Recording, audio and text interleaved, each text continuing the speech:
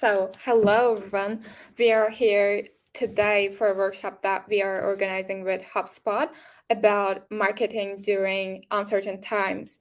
And of course, starting with the topics like the basic topics like understanding the value of your brand and how to grow it, identifying your buyer persona, digital marketing and how to leverage it, and the SEO and how to use it as well.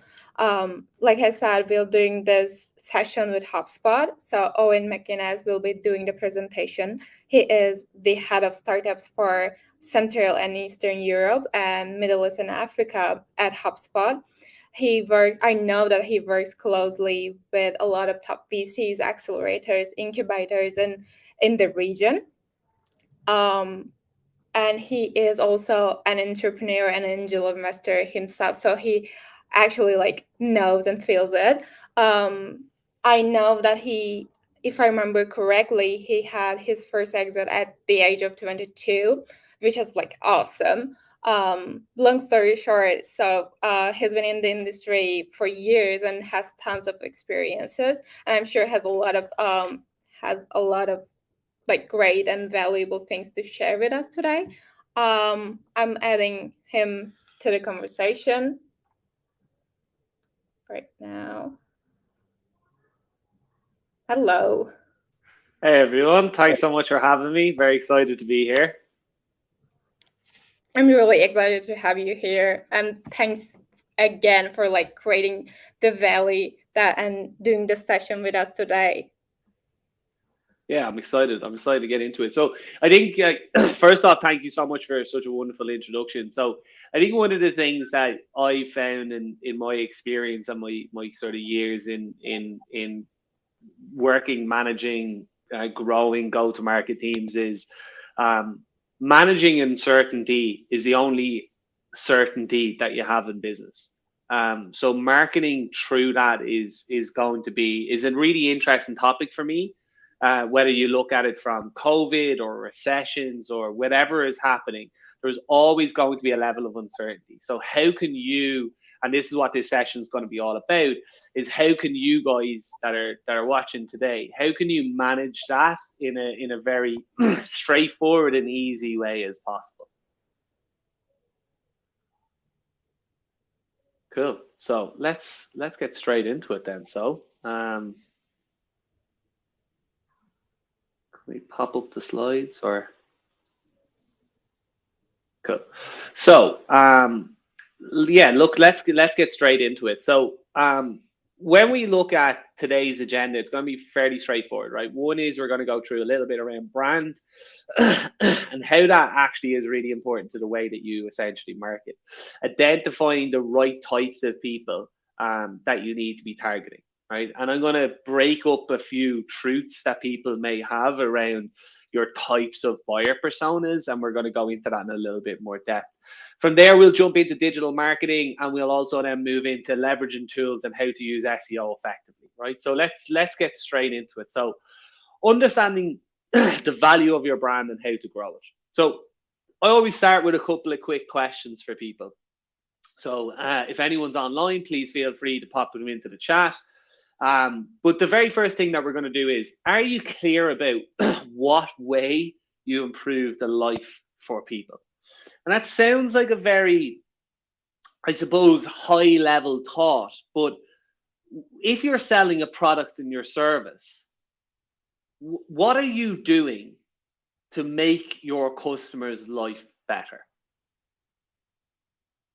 And if you're not, then what's the point of your product and service? You have to be trying to improve people's lives in some shape or form, regardless of what industry type you're in. So the first question I always ask is, how are you as a business doing that? The second question I always ask is, do you have a plan for every step of the customer journey? And scary that I would say half of the companies that I either consult with or mentor actually have a very clear start to finish customer journey map. So we always need to think about, what does our customer want and why? and we need to get into their shoes. So we can't always just think about what we're trying to achieve. We're always thinking about what does the customer want, because nobody cares about your product and service. And let me say that again. Nobody cares about your product and service. The only person that cares about your product and service is you. Your customers don't care. Your customers want the solution to a problem. That's it.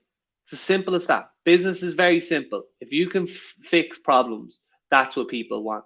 Whether you are a watch brand, whether you're a B2B SaaS company, it doesn't matter. You're fixing a problem that someone has. So we always need to think about that when we think of our business. So have a think about that over the next couple of minutes as we're going through this. The big piece for me, though, is when we look at sort of the marketeer point, and why we're here today is really to talk about marketing, right? So for marketeers at your company, this means essentially creating content and experience that demonstrates your knowledge. So demonstrates why you are the market leader of this particular problem. And why do you help companies solve this problem better than anyone else does? And that's what we're trying to achieve as marketeers, right? So let me jump in and introduce you to someone, right? So this is Timmy. So what Timmy's purchasing process used to look like was this. He comes to a conference, there's a sales meeting, there's an on-site meeting, there's a purchase, and then we've got a happy customer.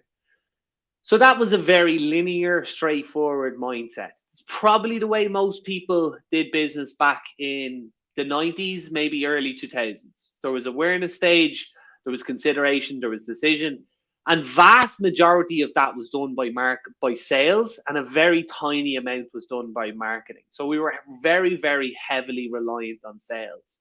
So if we look at how that journey has changed since 2020, in my opinion, 2020 was the period where this really completely flipped on its head.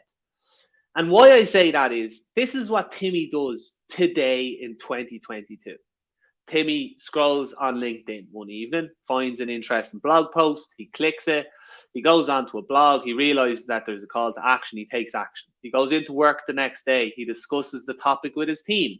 He follows up with a Google search, then downloads an ebook, etc., etc., etc. So Timmy's journey now looks like this. There's a million different things that he's doing before he ever engages in a sales call or ever actually speaks to someone. And if we don't see that information, we cannot understand our customer in the right way. So when we're thinking about marketing during uncertain times, knowledge is power. The more we know about a customer, the better. We need to know what blog posts are they looking at, what events, what is their Google search, what content do they look at, where do they come from, what are they clicking on. We need to know this information. And if we don't know this information, it's next to impossible to be able to win in marketing. So moving on from that, today, it's not what you sell, it's how you sell it and how you market to them. So remember, 80% of all buying decisions are done before someone ever speaks to a salesperson in the B2B world. And it's even higher again in the B2C world. So we always have to be thinking about, what does our customer want? What information are they searching? What are they clicking on? And how can I get my unfair advantage over knowing exactly what they're doing? So our sales motion has to match the way the buyers would like to engage with us. So, right, I'm 32 years of age. If someone calls me on my mobile phone, I will never buy from them. If someone knocks on my door trying to cold call me, I will never buy from them. I don't like that. That's not how I like to be sold to. I like to do my own research, and I like to be able to get an email or have a meeting at a scheduled time with someone, depending on the product type. So remember, you always have to adapt to the way that your buyers want. And that's why when we're looking at this, we're looking at Timmy. So we need to create and understand the customer an awful lot better, right? So this might be a little bit small for some of us that are here, but let me just paraphrase quickly what we know about Timmy, right? Timmy is between the ages of 35 and 44. He's got a master's degree. He spends his time on social media on Facebook and LinkedIn. He's on a mid-market sales company in the technology industry. He prefers his mode of communication to be email, social media, and text message. What he does day to day is he deals with cloud appliances, WordPressers, basically anything to do with the digital world is probably the simplest way to think of it. His job responsibilities are essentially removing friction from employees to make them work more digitally. He reports directly to the CTO. He's measured by employee satisfaction. His goals are to make his employees more satisfied and increase productivity. His biggest challenges are resources, employee morale, communication, change management, and product types. Where he gets his information is social media, business blogs, conferences, and business books. If your business does not have a multitude of this type of detail about your customers, you are marketing completely wrong.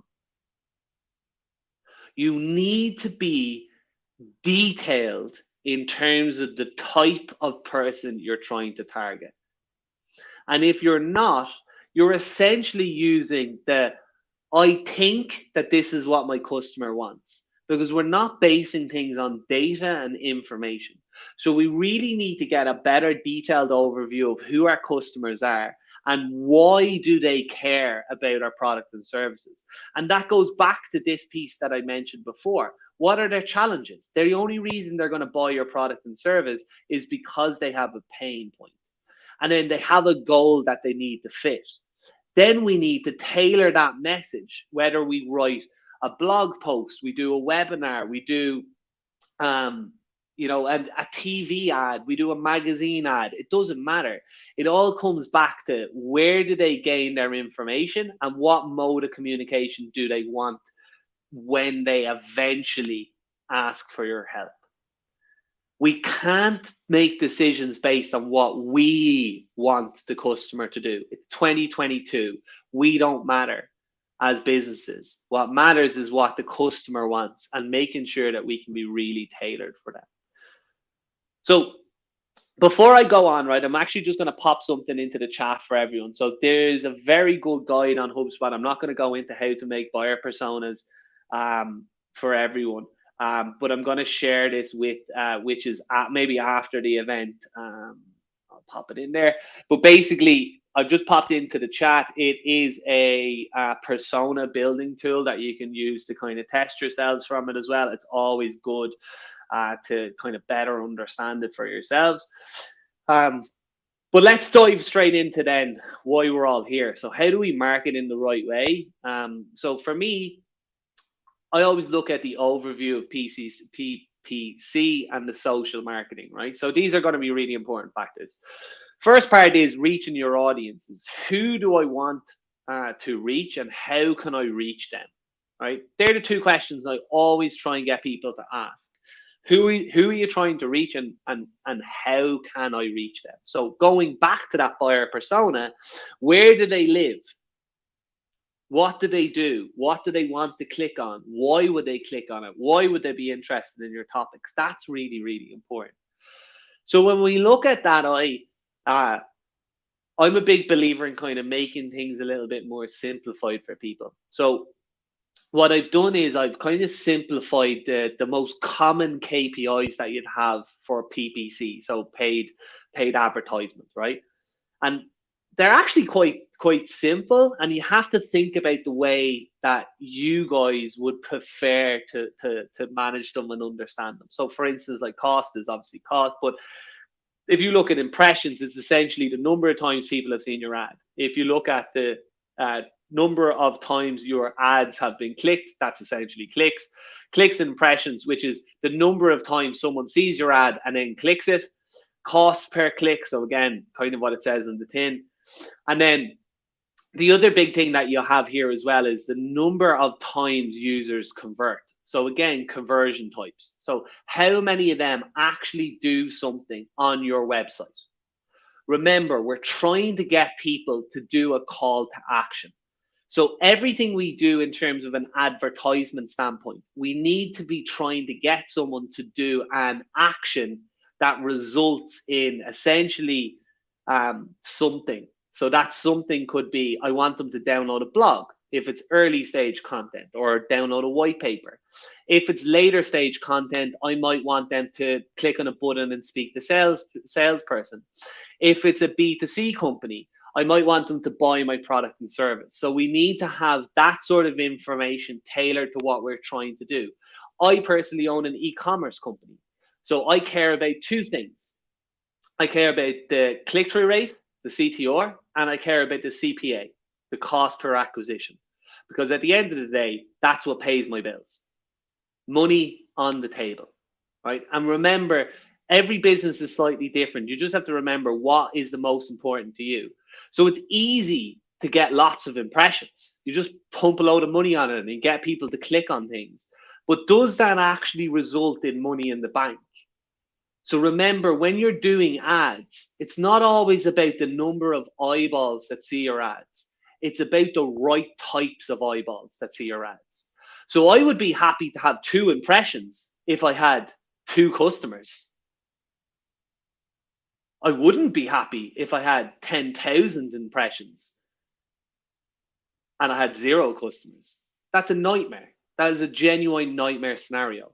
So remember, we're always trying to think about the outcome that we're trying to get from our events. So you have to think about what are you trying to achieve? Are you trying to reach more people? Are you trying to get an engagement or a communication process going? Or are you trying to get a conversion? And remember, not all of these are the same. So you're going to have to tailor your outreach, especially from PPC, based on the outcome that you're expecting, right? The do's and don'ts during difficult times. Please, please, please don't fall into these categories. I'm going to use COVID-19 because it's the best example I've ever seen.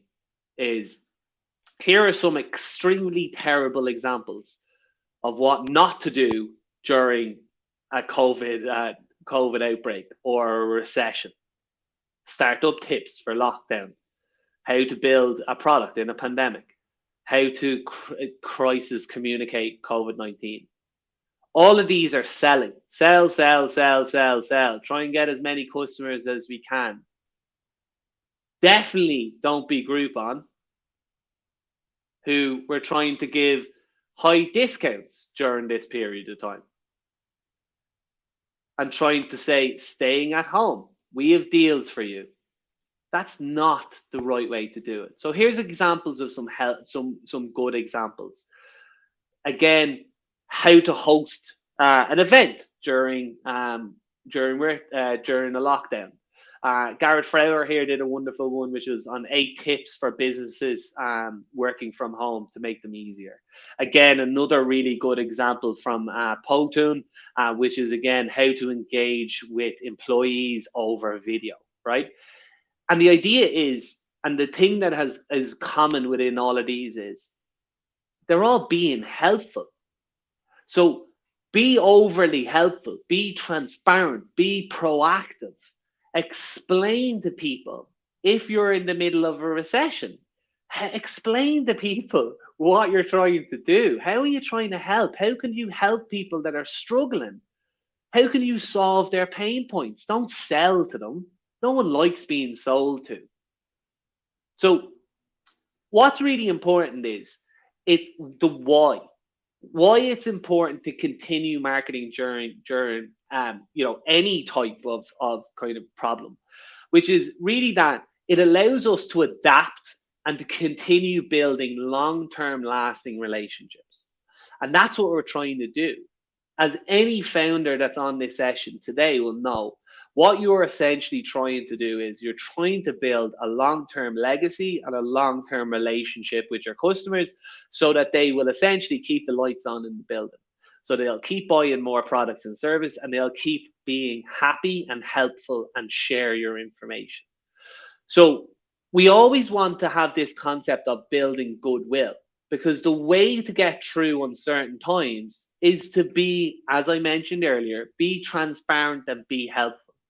So if you look at these pieces of content that HubSpot wrote a couple of years back, not one of them talk about HubSpot, because we don't care. We don't want to sell our products and services. We want to help. Help first will always give you goodwill that people will come back to you, because you're always the first place that they'll go to if they've got questions or concerns. Personally, I own a sustainably focused e-commerce business and B2B business. I don't write any content on my products. Zero. I write 4 articles and 4 blog posts a month.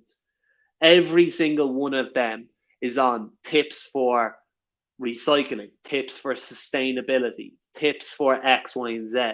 And essentially what I'm doing is I'm building a community of people giving goodwill, which in turn, and I'll get to this in a couple of minutes, which gets me lots of backlinks, which means that newspapers, other online publications share my content, which gives me better Google rankings, which brings more trust to my business. All because I'm giving goodwill and I'm not selling all the time.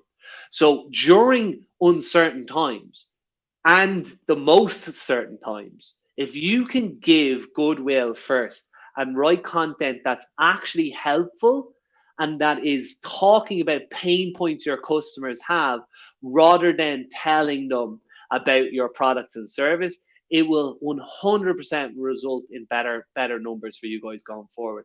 So remember, your content should always be helpful and should always answer problems that your customers have, not in relation to your products and service, not all the time. Now, definitely we want to have some overlap, but we don't need it to be consistently always about ourselves, right? The question, again, as you can tell, I ask a lot of questions on these sessions is, have you adapted your marketing efforts over the last few years, right? And I'm going to take a few years because everything looked really nice in 2019, and then we got COVID, and now we're in the middle of inflation and all of this sort of other stuff that's happening now. And sadly, if your answer to that question is no, I would be a little bit worried about the long-term sustainable future of your business. We need to consistently adapt. The way that you market today is not the way that you're going to market tomorrow. And it's probably not going to be the way you're going to market in 6 months' time. So marketing is an interesting thing because you do consistently have to adapt. But you adapt by changing the way on the communication style that you use. So remember, if you're writing content that's always going to be helpful, that's going to help you with your long-term goals. So again, let's look at a little bit deeper into that again. And let's take the topic of SEO, right? So SEO is genuinely a long-term marketing strategy and will work consistently. But the scary thing that I hear from people is that everyone assumes every web page is created equally. So if I'm a startup versus Amazon, who's Google going to tell you that's a thought leader? Or who's the one that has the most credibility? Amazon. Right? So no 2 web pages are ever created equally. And that's something that a lot of people don't understand. And to be honest, quite frankly, have very strange misconceptions about. So this is what everyone thinks that SEO looks like. It just keeps growing over time. You write a blog post today, and in 6 months' time, in a year, in 5 years, in 10 years, it's going to bring lots and lots of traffic, right? Sorry to burst everyone's bubble. That is completely untrue. The reality of SEO and the reality of search engine optimization is that it's constantly up and down. And you're constantly battling all the time to stay relevant. So organic traffic is not something that just happens.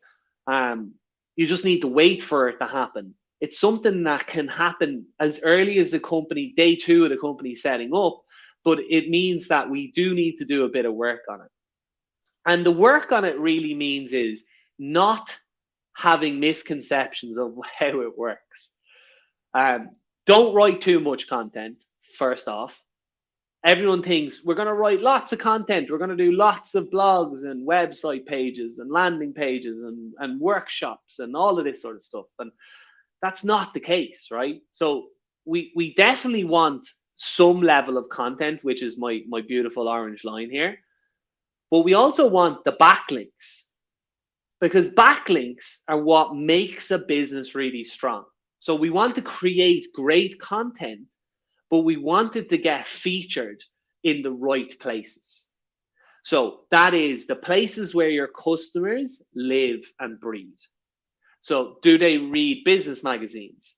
Do they look at particular web pages? Do they look at blogs? And then you write content, and you write great content to get featured on those blogs, on those newspapers, on those areas and places that customers look at. And that's what we're trying to get to. We want to write less content, but we want lots of backlinks, because the backlinks is essentially like saying to Google, hey, Google, I'm an expert in this. You know why I'm an expert? Because this newspaper, this magazine, this web page, this blogger, this influencer all featured my content. It's not just me. I'm not giving myself a pat on the back. All of these other companies are telling us that our content's really good because they're sharing our content. Sounds easier than it is. It's not very easy to do, right? It takes a lot of time and effort. You have to reach out to people, and I'll give you some tips as we go through this.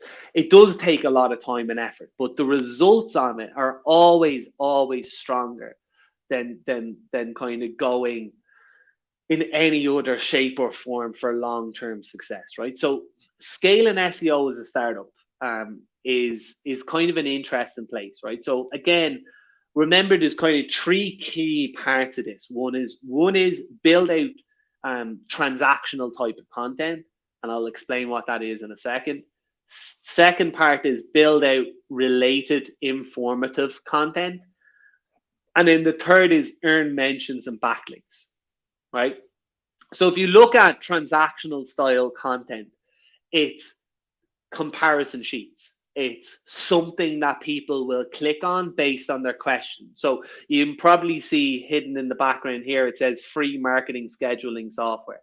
That's transactional. That is a keyword that someone is searching on Google. They're looking for how to automate my marketing scheduling, right? Automatically they'll come to HubSpot and they click on it and they download the link, right? So we're getting people to do something quickly that is going to kind of help us convert them really, really early. The second part is the informative content, which is, again, like what I've mentioned the whole way through, is solving problems with a solution the searcher wants, not what you want. Again, I've said this about 25 times on this call. Nobody cares about your product and service, right? What they want is a solution to their problem. So when we look at that, then we want to look at, so if I go and do a Google search and I type in how to build a shed, the informative search will pop up somewhere around here, right? Which again is going to be quite helpful, right? So how to build a shed, I click on that link. What it brings me to is a web page that says buy sheds now, buy online, buy. How pissed off am I going to be? I've just typed in the word how to build a shed, and I've gone onto a web page and they're trying to sell me it. That's not helping me. That's selling to me. That's not what I wanted. That's not what I asked for. I'm going to be extremely angry if I click on this page. I'm definitely not going to have any goodwill for that customer. So that informative piece needs to be, if I type into Google sales closing tactics, Here's 6 sales closing tactics and why they work. I answered the exact question that my customers are asking for. That's what we're trying to do. Very simple. We're just trying to answer questions that people have and make it really simple for them. We don't want to be sell, sell, sell. And probably the thing that you notice on this is there is a login button and there is a get a free HubSpot account up here in the top. We definitely still want to give them opportunities to do that. But we don't want that to be the first thing and the only thing they see when they come onto your webpage. And that's what a lot of people get really wrong, is they try too hard to sell. And that's not what we want. We want to inform, we want to educate, we want to help so that we can get them eventually to buy our product and service. So the way I think about this and the way the Google algorithm works is that in the middle here is your pillar content. And then everything that goes along this is basically the proof that you know that topic type, right? So let me just give you an example of one that we did in HubSpot back in 2018, right? Which is Instagram marketing, the unlimited guide. So in the middle, we're essentially saying to Google, hey, Google, we are the best topic out there for Google, for Instagram marketing. And all of those green ticks around it are the proof that we are the thought leaders when it comes to Instagram marketing. 23 hidden marketing Instagram hacks. How to get sponsored on Instagram. Instagram stories. What do they are? Does buying Instagram followers work? Question mark.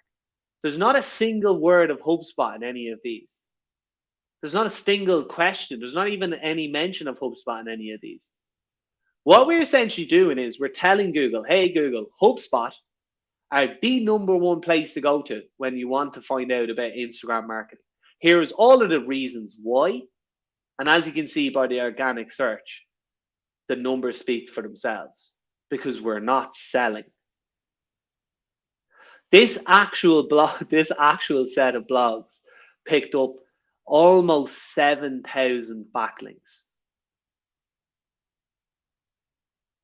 So it got featured by 7,000 different websites, publications at the time this was released. And the reason for it was, didn't speak about our product and service. Just spoke about a pain point that our buyer persona was looking for. And that's it.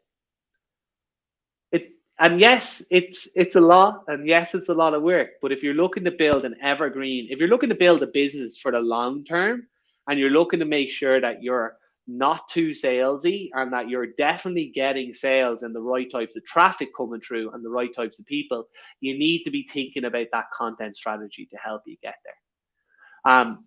So I see there's two questions that are after coming in. So I'm going to quickly answer them if that's okay with everyone, right? First one is, how would you consider marketing activities of a generic fruit e-commerce startup? How would you define help they provide to their customers?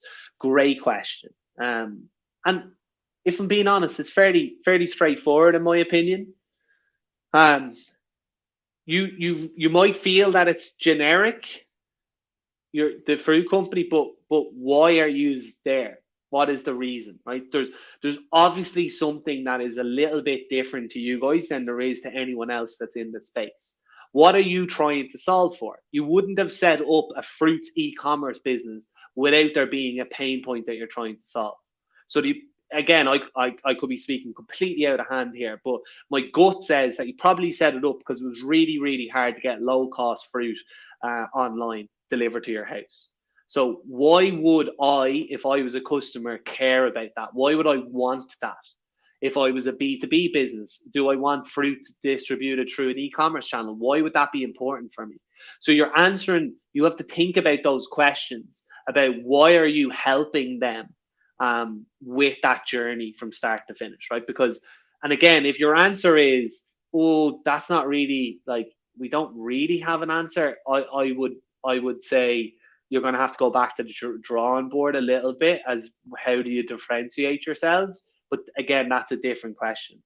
The next one that appears, so again, it's kind of similar enough question is, how how would such a company appear helpful without looking too spammy? So again, help. Just write the right types of content that will sort of fix their individual need, and just don't try and consistently sell all the time. And that's the biggest problem that most people will have. So, for instance, again, because this is a fruit business, like, is it a case of, you know, again, this is really off the cuff here, but is there a particular, like, how many days should apples be kept out, or should they be kept in the fridge? Like, you're writing stuff that people are actually going to look for and research. And the easiest way to do this, and the easiest way to make sure that you're not being too spammy, is essentially look at your current customer list and ask them questions. Why are they currently buying from you right now? What are the reasons for it? Why do they find you more helpful than your competitor? Your customers are the best person that you can ever ask. Do not ask your family and friends, because they will lie to you. Ask your customers, they will not lie to you, genuinely.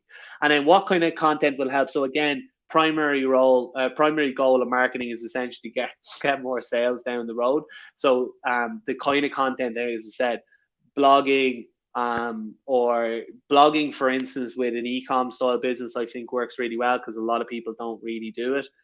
So blogging, like ebooks, tip sheets, anything that will get some level of interest is obviously a good way to do it. Cool. So we'll jump on then to a little bit more, right? So tactics to build authority on Google, how to get mentions and how to get backlinks. So backlinks, as I mentioned a million times at this point, backlinks matter a lot. They matter a huge, huge way. So a couple of quick tips to do that. How you get backlinks is essentially reach out to people. So a good way to do it is, like, if you've got some journalists or some bloggers or people that are interested in your product or service type. Again, it doesn't really matter. This is just a couple of example types of ones, but I personally have gone down on my bended knee and begged a journalist to feature my service when I first started my business. They agreed, mainly because I think they felt sorry for me, and we got 40 unique visitors, 40,000 unique visitors that day, off the back of them featuring us on one of their blog posts. Right? So that genuinely, and no exaggeration, transformed my business. I've got my two biggest wholesale customers on the back of that, because the content that we gave them was about sustainability in Ireland in 2017 at the time. So the content was very generic, but it was targeting my right type of demographic. So again, those wholesalers thought that I was a good source of as in trusted content. So all of a sudden then they came to me about buying my products and services, because I was being helpful first and I wasn't trying to sell. But I got picked up by the biggest newspaper in Ireland, all because I put my shame to the door and I actually begged someone to feature me. So you have to think outside the box, and you always have to think about not the biggest, but what is the one that has the closest audience type that you need? And then what would the information that potential journalist or blogger or content creator would be interested in featuring? Not talking about yourselves. Again, just to reiterate that, nobody cares about your product and service, right? We need them to understand what we're trying to do as a core business model. The second part of that then is, if anyone's here in B2B SaaS or is selling any technology-based companies, a really good thing to do is community launches. I did this in a startup I worked in. I actually just went into forums, and I used to just answer people's questions, and then I would share my blog posts to them. Again, can take a bit of time, but it does drive a lot of exposure from, again, my perfect type of buyer persona.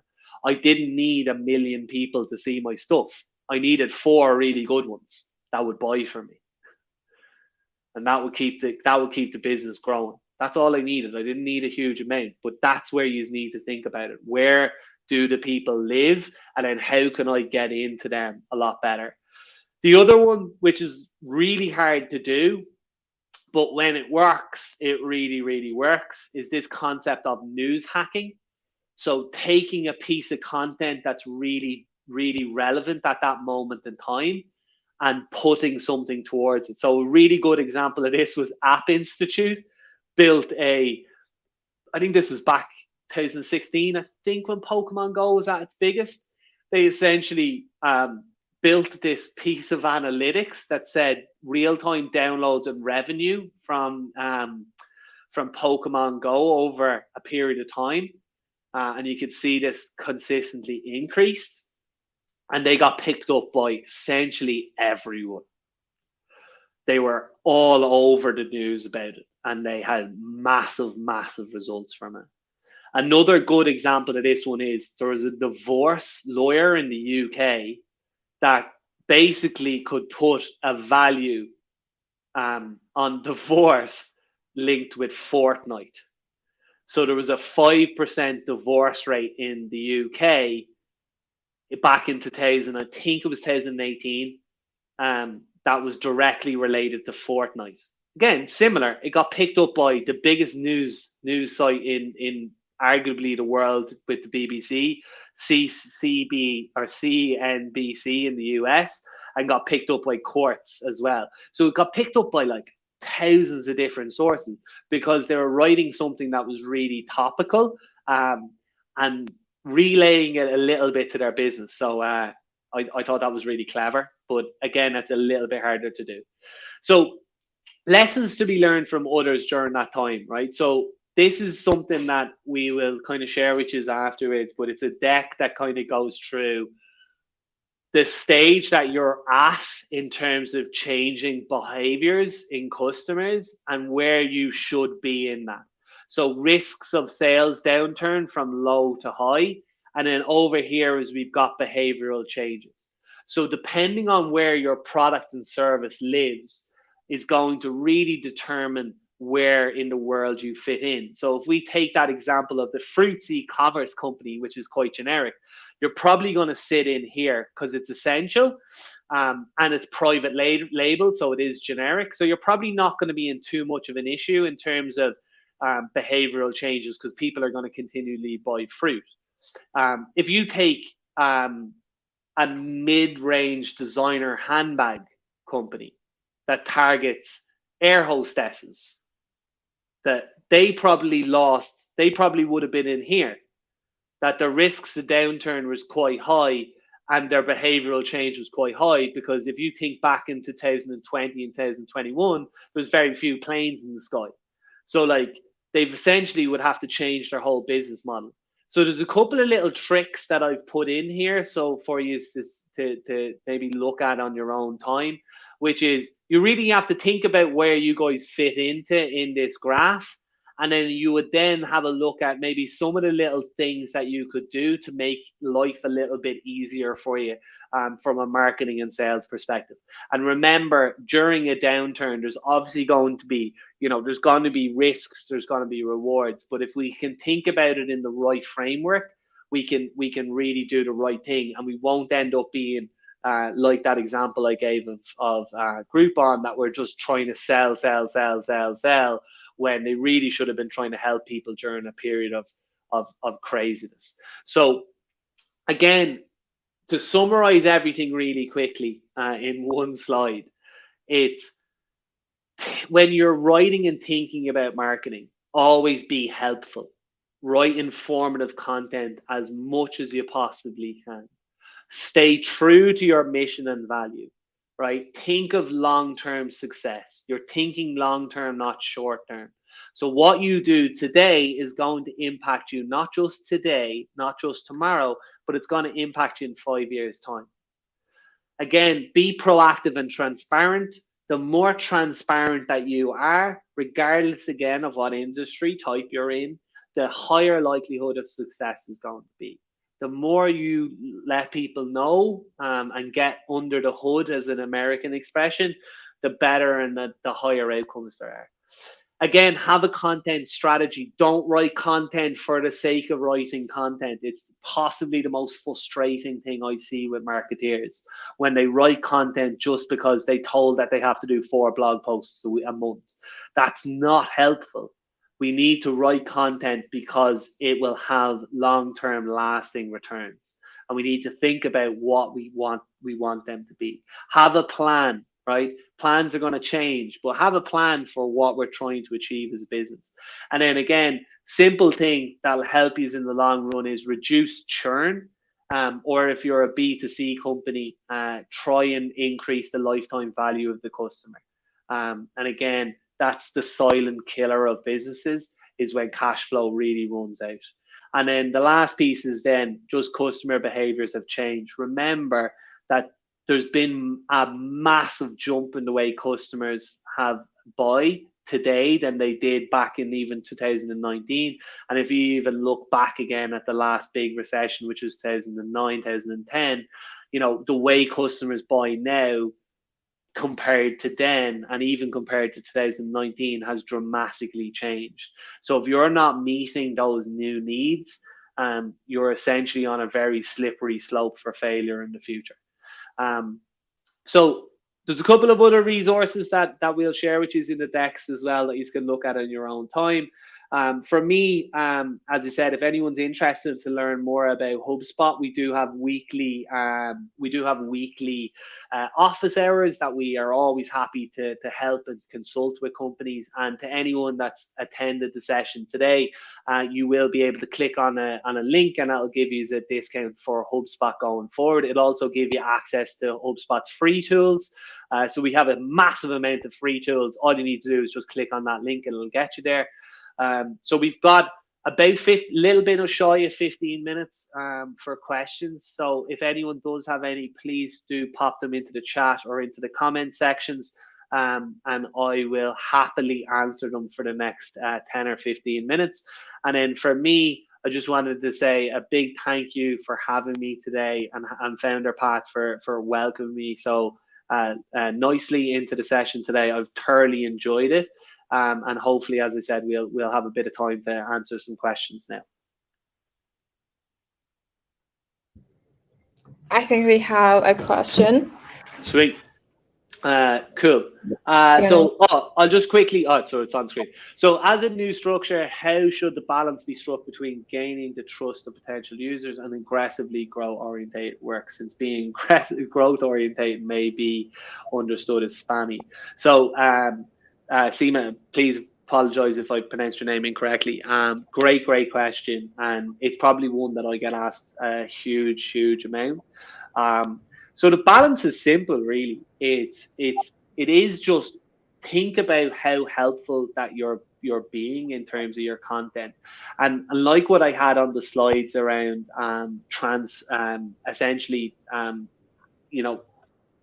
essentially actions that are going to get people to do something. So a call to action is to the content type that we're writing. So if we're writing content on how to be, helpful, like we'll take this topic type, how to market under certain times.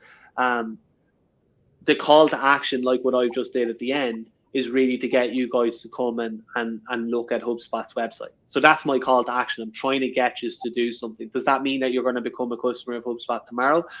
Likelihood is no, but it might mean you're a customer in 6 months' time.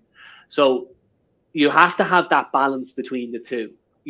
When you're doing that content, think of it in two ways. Where are your two buckets coming from? So bucket one is short-term actionable revenue that you're going to get today or potentially in the next 6 months. So we're going to have something that's going to help us get there quickly. And then the second bucket is we need to do stuff today that's going to benefit us in 5 years. So I'm a bit of a believer in having a kind of a 50-50 split, if I'm being honest, or even a 30% split on aggressive growth orientated stuff, especially around content. And then the other bucket, which would be 80 or 70%, would be more helpful content. And then I would use the likes of PPC, or I'd use the like of ads and I'd use data analytics coming from my website to be able to really push the quick growth, because that's going to be the fastest way to be successful. Content is a long-term gain, but PPC and ads are a quicker, more transactional based. And then, as I said, we're always trying to get people to do a call to action. So that call to action, for early stage content is going to be download this book or guide or ebook. But for later stage content is going to be speak to a salesperson or buy our product. So we do need to have both of those structures slightly changed. Hopefully that answered your question in a long-winded way. Cool. Cool. This is another good question. So when should we expect the read rate of information-oriented content increase? At which point, according to which data, can we say I am focusing on the wrong subject type? Great, interesting question. And the simple answer to it is your content being picked up? Are you getting backlinks from it? Are other people sharing it? I always find that that's a great way to figure that out. And are you getting visits to your website? And track all levels of data. So if I do write a piece of content, how many views am I getting? How many clicks am I getting? How many, whatever the value add that we're looking for. Is it downloading something? Is it speaking to sales? Is it buying a product? Looking at that piece of content and measuring the analytics from it is really the best way to say that. If you're seeing a good increase of that number, and you can see, okay, I'm getting $1,000 of return from each blog post, that's great. That means that, look, it's worth us putting our time into it. So you really do need to track the analytics from it from the very beginning and map that analytics to impressions, to clicks, and to money in the bank. You need to be tracking all three. Too many people focus on the number of people that visit a website. Views don't pay your bills. They never pay bills. Unless you're on YouTube and you're doing 20 million subscribers, the only time you're going to get paid on views is going to be on that format. If it's for your website and for your business, people get too focused on the wrong type of metrics to look at. You need to measure three. You need to measure impressions, clicks, and you need to measure money in the bank, which whatever way that you guys map that to. Hopefully that answers your question. Cool. Any other questions for me?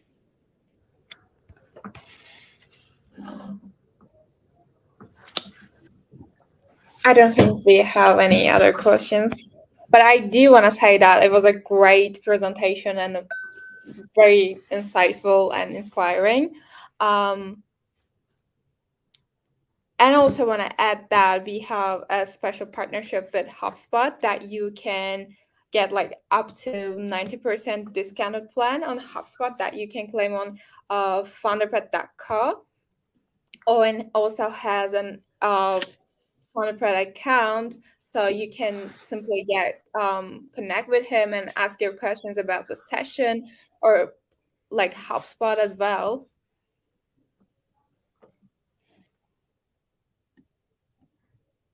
Like, do you have anything to add or to say? No, that's it. That's it for me. And look, as I said, if anyone does have any questions, I do have an account on FounderPad, so feel free to reach out to me directly if anyone does have anything. And as I said, I'm always happy to help where I can.